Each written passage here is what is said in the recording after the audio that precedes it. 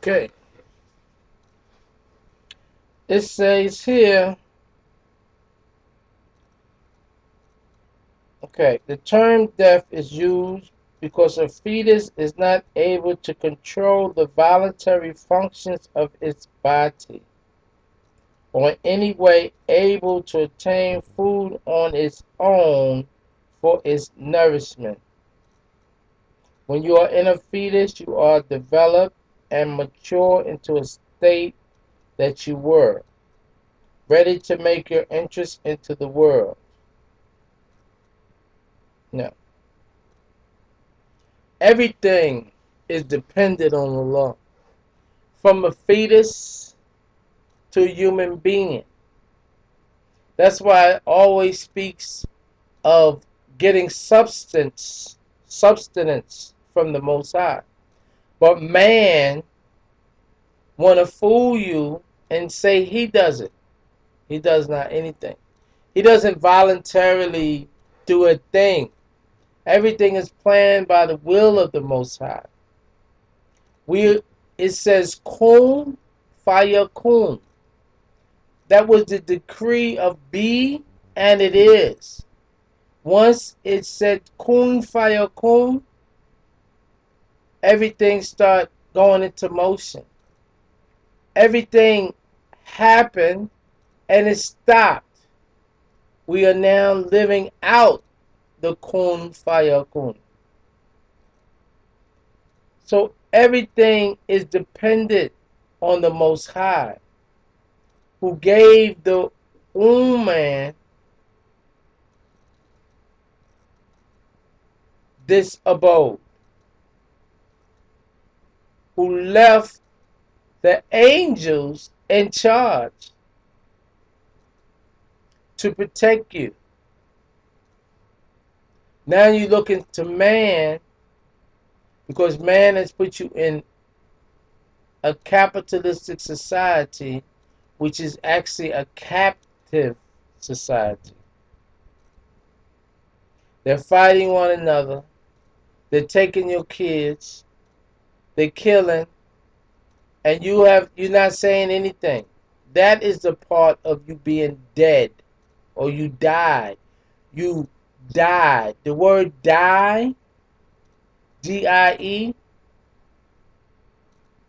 is the opposite of what you're supposed to be doing. And what you're supposed to be doing is id.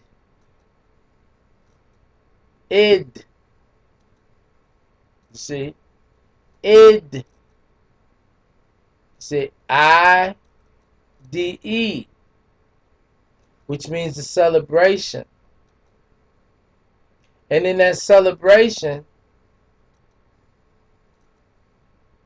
not celebrity, but celebrate.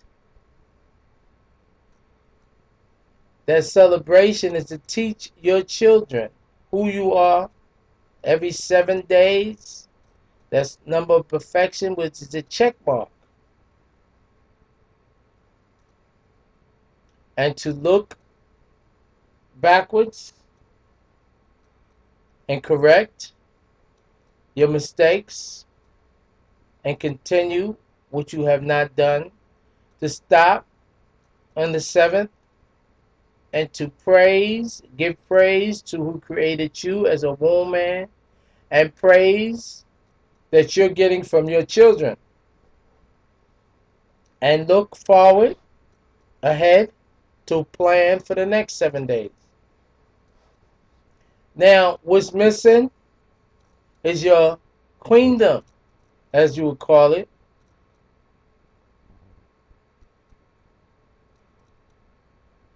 or you could even say your kingdom as a woman. We're going to go the easiest route straight and take back everything, and everything is yours. There is no reason why you're not supposed to have what you're supposed to have. Let's see what this is saying here.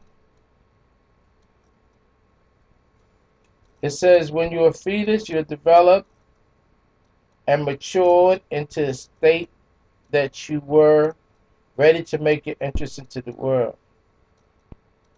It says, Allah breathed the breath of life in you and brought you back to life, blessing you with the ability to hear, see, touch, taste, and perceive and exhibit your attributes of free will. Then you will be brought back to Him, which is the loss of the breath of life. After that, you shall be judged for paradise or hell. No, that is corny stuff. That is like real corny stuff. It says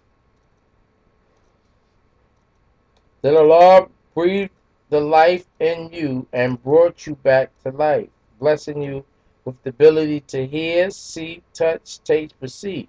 Now, anybody, I don't know why your scholars didn't pick this up, because when you in your mother's womb, you can hear, you can cry, you can taste,